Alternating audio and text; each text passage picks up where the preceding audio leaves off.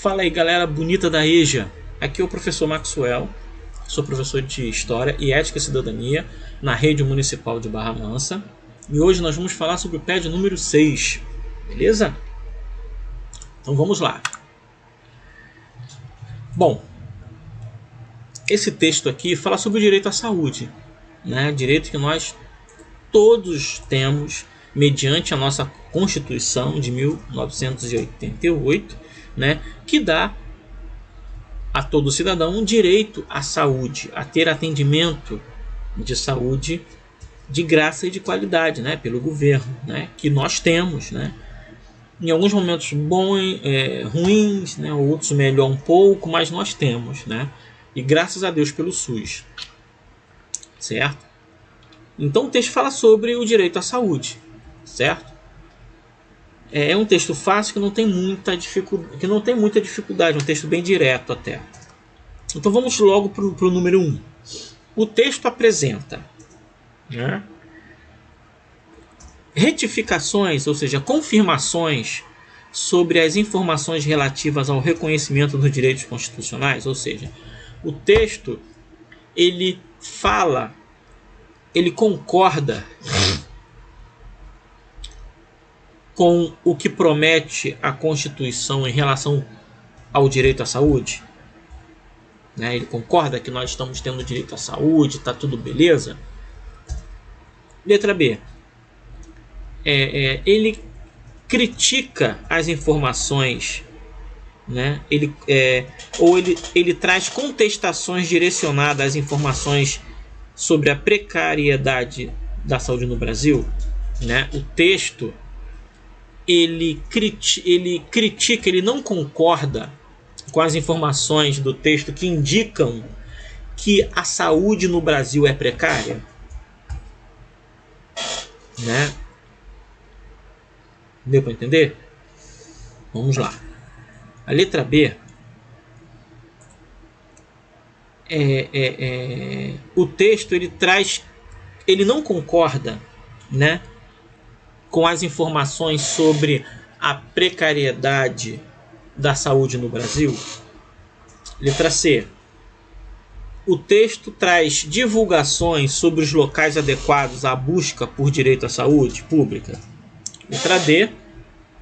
O texto traz informações sobre direitos legais do cidadão relativo à saúde. Ou seja, o texto traz informações sobre os direitos à saúde que o brasileiro tem. Responda aí a questão correta. Se é A, se é B, C ou D. Uma só, tá? Número 2. O que garante a Constituição de 1988 no artigo 196? Está aqui o artigo 196, trouxe para vocês da nossa Constituição. Tá, deu uma lidinha aqui, ou pesquisa na internet, mas já está aqui. E diz o que esse texto aqui garante ao cidadão em relação à saúde.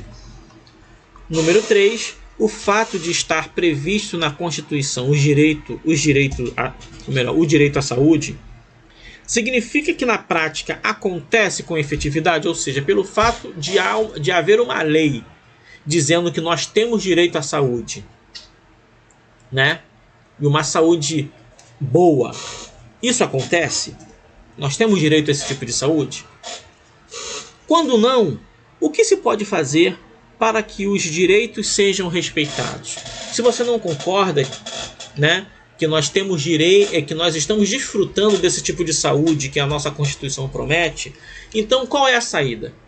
Né? O que se pode fazer para transformar essa situação, para melhorá-la? Você vai escrever aqui, tá? Beleza? Então vamos avançar. Deixa eu trazer aqui a minha foto para cá, né, para não atrapalhar. Agora nós vamos falar sobre Idade Média, tá? Aqui é uma imagem de um feudo, de terras, né? Muitas terras aqui, que era chamado de feudo, né? Na Idade Média. Aqui é um típico feudo, né? Onde no meio está o castelo, onde fica o senhor feudal, né? O castelo, e, né, um fosso, né, para proteger o castelo de ataques. certo?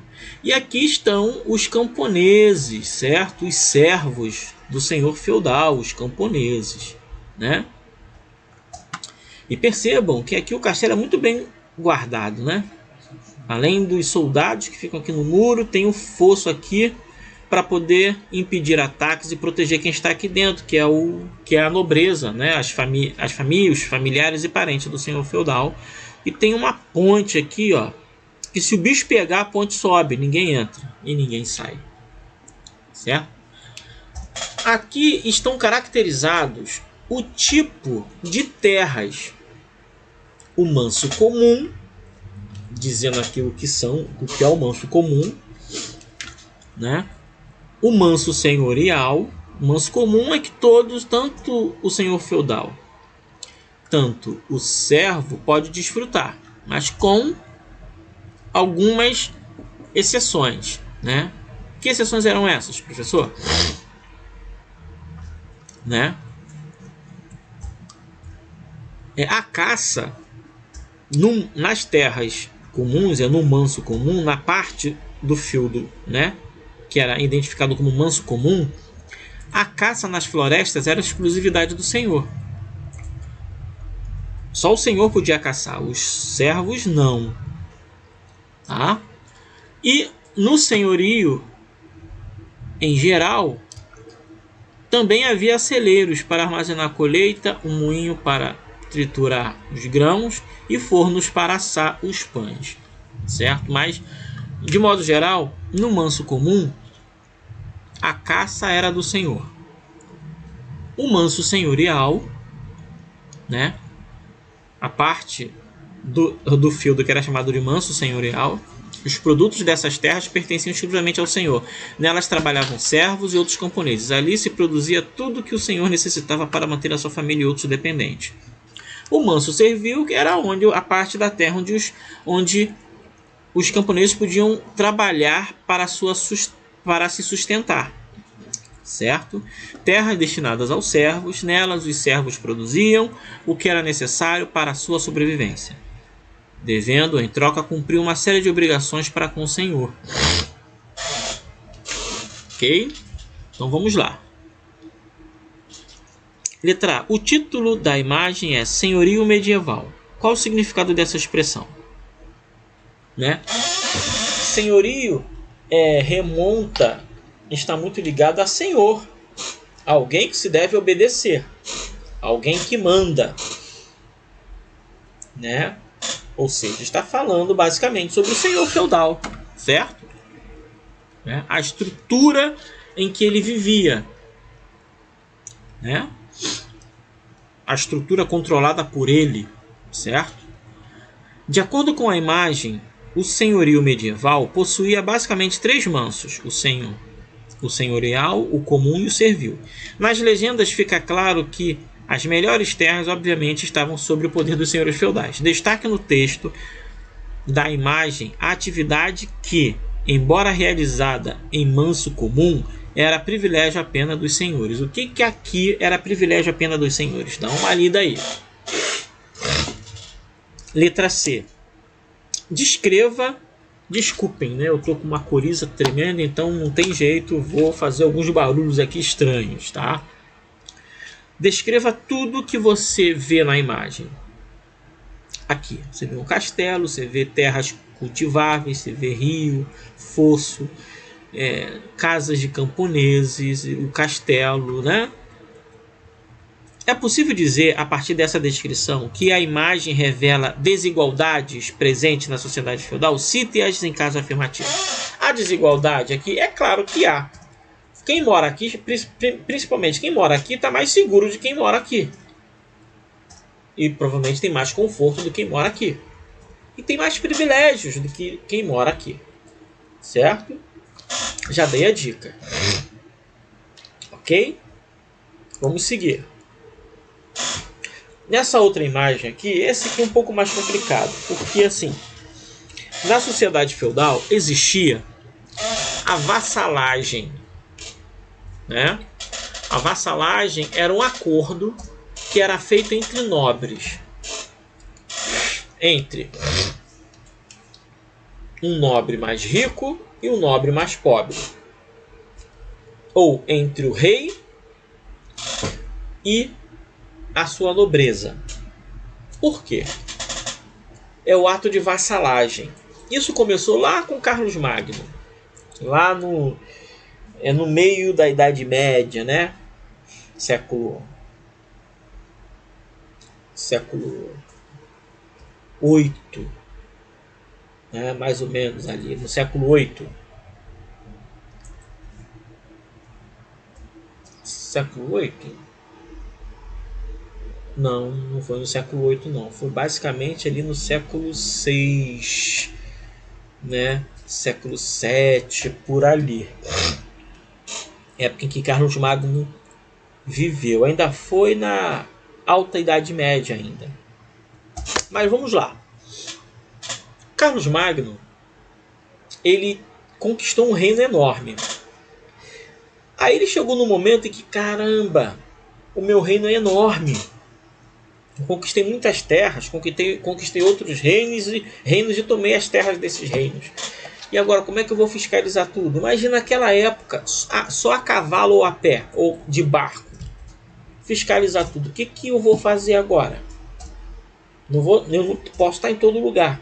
Então o que ele fez?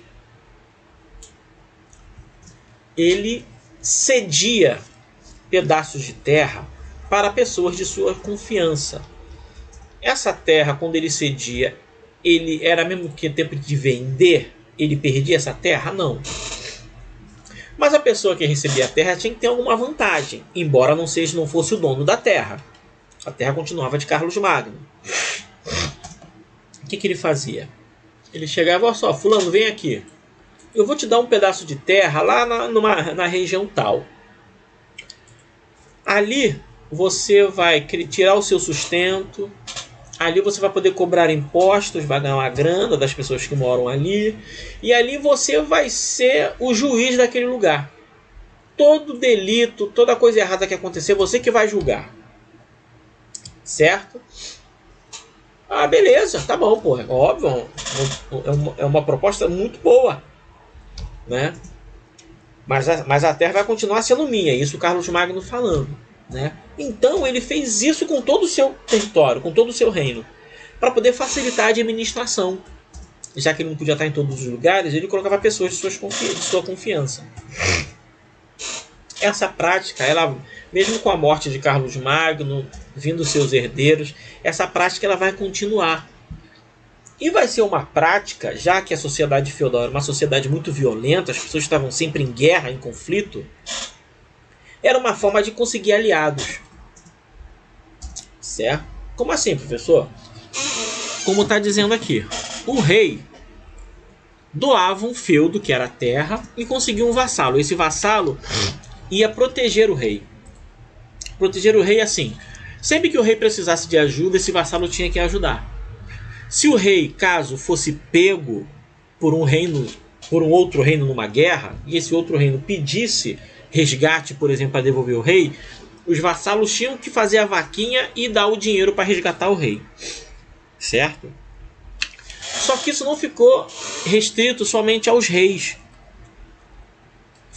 Os nobres passaram a fazer isso também, para poder ter segurança. Né? Então, por exemplo,